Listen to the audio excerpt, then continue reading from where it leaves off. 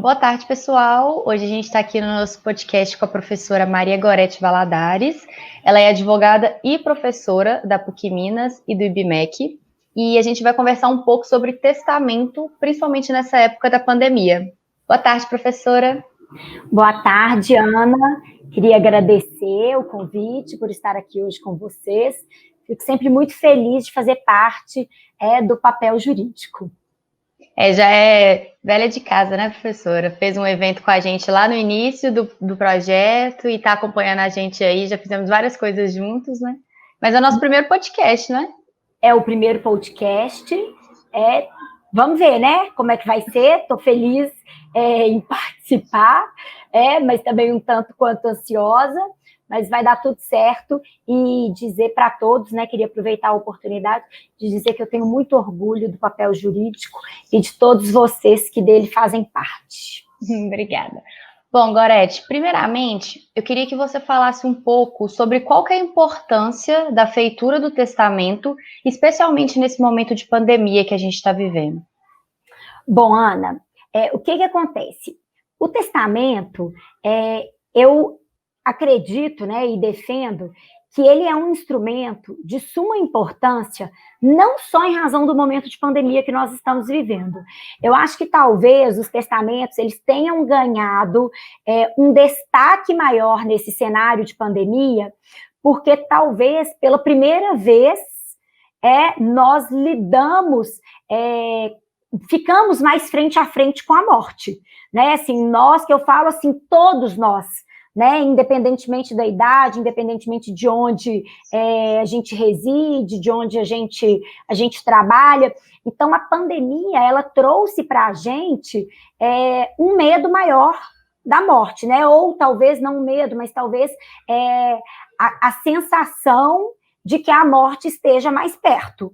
Então, talvez por isso o testamento tenha ganhado tanto destaque. Mas eu acho que o testamento ele tem importância não só no momento de pandemia, né? Porque o testamento talvez seja um dos instrumentos onde a gente possa exercer com maior plenitude a autonomia privada que a gente tem. Então, é um instrumento de autonomia privada, onde o testador, né, o autor da herança, ele vai dispor da forma como ele quer que seja definida a questão patrimonial dele. E aí também é muito importante que o testamento não é só para se definir a questão patrimonial, né? Embora, na maior parte das vezes, se use o testamento como uma forma mesmo de planejar, né, a sua sucessão. Mas o testamento também pode conter disposições de cunho não patrimonial, como, por exemplo, a nomeação de um tutor, o reconhecimento de um filho. Então, eu, Gorete, defendo a ideia de que, sempre que possível, deve ser feito um testamento, como forma de exercício da autonomia privada e para você dispor da sua última vontade da forma como você quiser. Tendo em vista que a gente está em tempos excepcionais, né? Qual seria o testamento a ser realizado e quais são os requisitos desse testamento, levando em consideração os tempos excepcionais da pandemia? Bom, da forma ordinária, a gente pode fazer o testamento público, o testamento particular e o testamento cerrado. O testamento público é aquele que se faz perante o cartório de notas e precisa de 2 testemunhas. O testamento particular, ele pode ser feito em qualquer lugar. Então, por exemplo, nessa pandemia, eu fui à residência dos meus clientes, fiz testamento particular lá, outros foram até o meu escritório. Então, não tem um local que seja determinado pela lei para a realização do testamento particular. Mas o testamento particular, você precisa de 3 testemunhas, no lugar das outras 2 do testamento público. O testamento cerrado eu não vou nem entrar aqui no mérito dele, porque eu acho que não convém a realização desse testamento, pelo menos agora, nesse momento. Então, é possível ser feito qualquer um desses testamentos, tanto público quanto particular.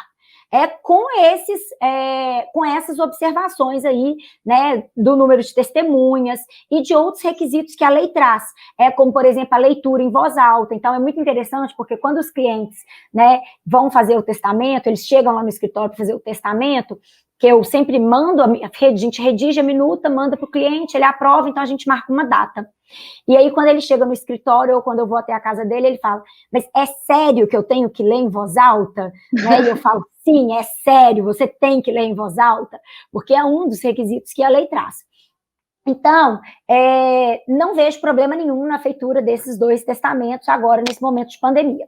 O que se tem discutido muito, né, e que a doutrina tem ventilado, é a possibilidade do testamento sem testemunhas, que está previsto lá no artigo 1879 do Código Civil. O artigo 1879 do Código Civil, ele fala o seguinte, que em circunstâncias excepcionais, declaradas na cédula, o testamento particular de próprio punho e assinado pelo testador, sem testemunhas, poderá ser confirmado a critério do juiz. Então, se a pessoa estiver sozinha na casa dela, se ela falar comigo, Gorete, eu sou grupo de risco, não quero sair de jeito nenhum, eu moro sozinha, eu não quero que você venha aqui na minha casa, eu não quero que você traga suas testemunhas, tem alguma possibilidade de eu fazer um testamento eu sozinho aqui em casa? Ok, tem. Qual que é essa possibilidade? É o que eu acabei de ler para vocês, que está aqui no 1879.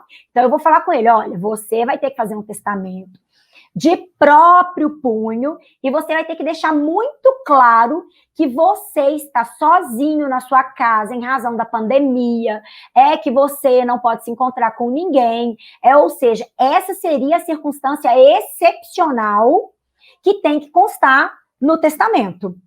Agora, o que acontece, Ana? Grande parte da doutrina tem defendido a ideia de que, uma vez feito esse testamento e passado esse momento de pandemia que a gente está vivendo, o testador teria que ratificar esse testamento por uma das formas ordinárias. Então, ok, fiz o testamento sozinha aqui em casa, coloquei quais são os motivos, assinei, tudo bem.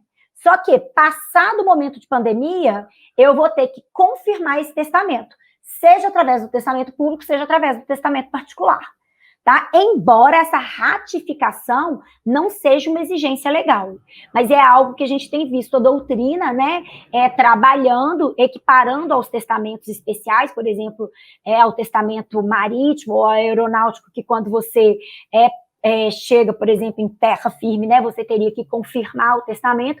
Então, a gente tem visto um caminho aí nesse sentido. O que, de uma certa forma, visa proteger essa manifestação de vontade feita por esse testador. Até em relação a isso, levando em consideração essa circunstância excepcional do testamento particular, que vai fazer com que o judiciário tenha que validar, conferir essa última vontade, você entende que isso poderia trazer certa insegurança sobre a real última vontade do testador? Essa necessidade do judiciário ter que conferir essa validade do testamento? O que acontece? O testamento particular, né, e esse que eu te dei o exemplo, que os meus clientes vão ao meu escritório ou eu vou até a casa deles, também, na verdade, todo o testamento vai ser confirmado pelo judiciário. O que acontece? O testamento público a gente entra, quando a pessoa morre, a gente entra com uma ação de aprovação e registro do testamento. No público, o juiz vai simplesmente reconhecer aquele testamento. No particular, ele marca uma audiência para a oitiva das testemunhas. Então, depois de ouvir as testemunhas, vai perguntar, olha, foi a Gorete mesmo que fez esse testamento? Né? Vocês confirmam essa assinatura? Ela leu em voz alta perante vocês? Essa assinatura aqui é de vocês? Vocês estavam todos juntos quando da feitura desse testamento? Ok, ele não entra no mérito do testamento, tá? Só mesmo para analisar os requisitos. E aí ele aprova e registra. No caso desse testamento feito num momento excepcional, a gente não tem testemunhas, e o testamento foi feito pelo testador sozinho. Então, quer dizer, a insegurança nesse testamento, ela se torna maior, né? Até um dos motivos pelos quais eu, Gorete, sugeriria, de fato, essa ratificação no momento posterior.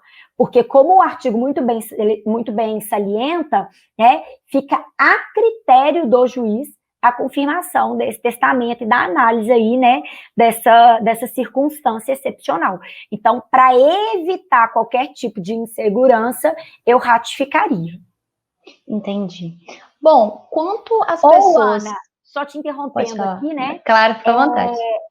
A gente, assim, não está previsto na lei, né? Mas eu acho que a gente caminha para isso, né? Seria, além de fazer o testamento, iria gravar um vídeo. Gravar um vídeo. É uma possibilidade, ainda mais assim, eu vou nesse falar, tempo o meu de agora. testamento está aqui, né? Tô sozinha, estou em uma circunstância excepcional, o testamento está aqui, está do jeitinho que determina o 1879, mas para evitar qualquer tipo de discussão, então eu vou gravar um vídeo, vou falar, eu, Maria Gorete Macedo Valadares, declaro para os devidos fins que estou em meu perfeito juízo, né, e que essa é a minha manifestação de vontade, que está aqui, neste documento que eu acabei de escrever, que eu acabei de assinar, né, no dia de hoje, na data tal, e que estou mandando para o e-mail de fulano, beltrano e ciclano. Vejam, não há previsão legal para isso, tá?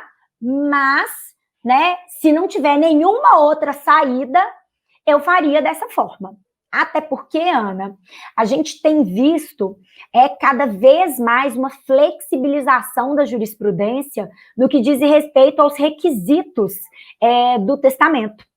Então, nós tivemos até uma decisão super interessante do STJ, agora em março, uma decisão bem recente, onde o STJ, ele reconheceu um testamento particular sem a assinatura da testemunha. Né? Posso ler um trechinho pequenininho da decisão? Na decisão do STJ, a relatora, ela fala o seguinte, que em uma sociedade que é comprovadamente menos formalista, na qual as pessoas não mais se individualizam por sua assinatura de próprio punho, mas sim pelos seus tokens, chaves, logins, senhas, IDs, certificações digitais, reconhecimentos faciais, digitais e oculares, e até mesmo pelos seus hábitos profissionais de consumo e de vida, captados a partir da reiterada e diária coleta de seus dados pessoais, e na qual se admite a celebração de negócios jurídicos complexos e vultosos, até mesmo por redes sociais ou por meros cliques, o papel e a caneta esferográfica perdem diariamente o seu valor e a sua relevância, devendo ser examinados em conjunto com os demais elementos que permitam aferir se aquela é a real vontade do contratante, né? No caso, se aquela é a real vontade do testador. Então, eu acho que essa decisão é uma decisão, assim, bem de vanguarda e que vem mesmo confirmar, né, que o futuro do testamento, eu acho que, Gorete, acho que vai ser por vídeo mesmo. Gorete, nisso que você está falando de utilizar o vídeo para poder fazer essa questão do testamento, tudo, ao meu ver, faz muito mais sentido, porque no vídeo é uma forma muito mais fiel de comprovação de que a pessoa efetivamente estava lendo aquele testamento e é ela mesma dando a última vontade dela, do que meramente o papel assinado. Se a gente já tem essa possibilidade, faria muito mais sentido de usar isso como mais uma forma de comprovação da última vontade do testador. Sem dúvida. Inclusive, a gente tem, né, agora a resolução 100 de 2020 do CNJ, que trouxe a possibilidade, né, da prática do ato notorial eletrônico através de videoconferência. E também, Ana, a título de curiosidade, a gente tem o projeto de lei de autoria da senadora Soraya, que foi inclusive idealizado pelo IBDFAN, que busca fazer algumas alterações no direito das sucessões. E uma dessas alterações é exatamente permitir a realização do testamento através de vídeo. Porque como você muito bem disse, né, é muito mais fácil você ver um vídeo e falar, nossa, que ela realmente, é a Gorete, ela que está falando, né, eu conheço ela, não tenho dúvida nenhuma de que essa é a manifestação de vontade dela, do que por uma simples assinatura. Exatamente. Eu queria te fazer mais uma pergunta para a gente caminhar aqui para o final. Quantas pessoas que são deficientes visuais e analfabetos teria alguma outra forma para realização de testamento na pandemia, em todos esses requisitos que a gente trouxe aqui? Olha, como eu disse, essas pessoas, né, os deficientes visuais e os analfabetos, eles só podem fazer o testamento público. E o testamento público por sua vez, a lei traz para essas pessoas alguns requisitos, que estão lá, alguns requisitos a mais, que estão lá no 1866 e no 1867. Né? Por exemplo, o testamento público do cego tem que ser lido 2 vezes no lugar de uma, né? O cego vai escolher uma outra pessoa para ler o testamento para ele, né? O indivíduo inteiramente surdo, sabendo ler, vai ler o testamento. Se não souber, ele vai designar uma pessoa para ler também o testamento por ele. Então, neste momento de pandemia, aliás, já só existia a possibilidade do testamento público. Então, agora continua persistindo só a possibilidade do testamento público, salientando que agora a gente tem essa resolução 100 do CNJ, que permite a prática do ato notarial através de videoconferência. Então, seria aí mais uma saída, caso essa pessoa, né, que tenha uma deficiência visual ou que seja analfabeta, não possa ir até o cartório. Entendi. Bom, Gorete, é isso. Você tem mais alguma coisa a acrescentar? Alguma coisa que você queria pontuar? Não, é isso. É só realmente, né, reafirmar, né, bater na tecla da importância do testamento, né, na possibilidade que o legislador nos dá de exercer a nossa autonomia privada com uma liberdade muito grande, né? Então, assim, a possibilidade das disposições testamentárias, elas são inúmeras. Então, quem tem o interesse tem que aproveitar, tem que fazer o testamento, independentemente de estarmos ou não num momento de pandemia. Como diz meu pai, né, para morrer basta estar vivo. Então, muitas vezes a gente fala assim, nossa, não, estou muito novo para fazer o testamento, né, ou não vou morrer agora. Né? Lógico que a gente quer viver o máximo que puder, mas fazer um testamento é sempre válido.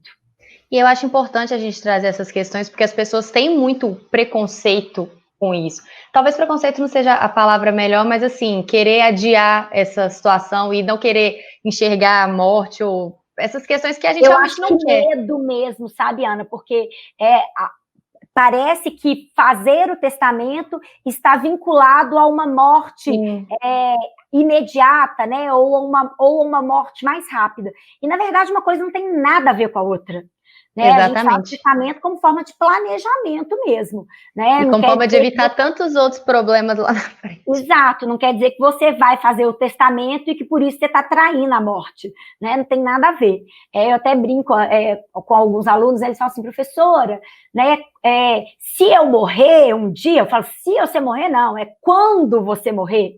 Porque, né, morrer todos nós vamos. Mas, de fato, nós ainda não temos a cultura do testamento. Mas eu acho que está caminhando para isso também. Sim. Bom, muito obrigada, professora, pela sua participação. É sempre um prazer ter você aqui com a gente. E eu espero que o pessoal de casa tenha conseguido absorver ao máximo que a gente trouxe aqui. E você é muito bem-vinda sempre. E espero que seja tudo bem aí também. Eu que agradeço o convite, estou sempre à disposição de vocês. Vocês sabem que são muito queridos. Então, um beijo grande, não só para todos do papel jurídico, né, mas para todos aí que vão nos assistir. Um beijo grande, Ana. Obrigada.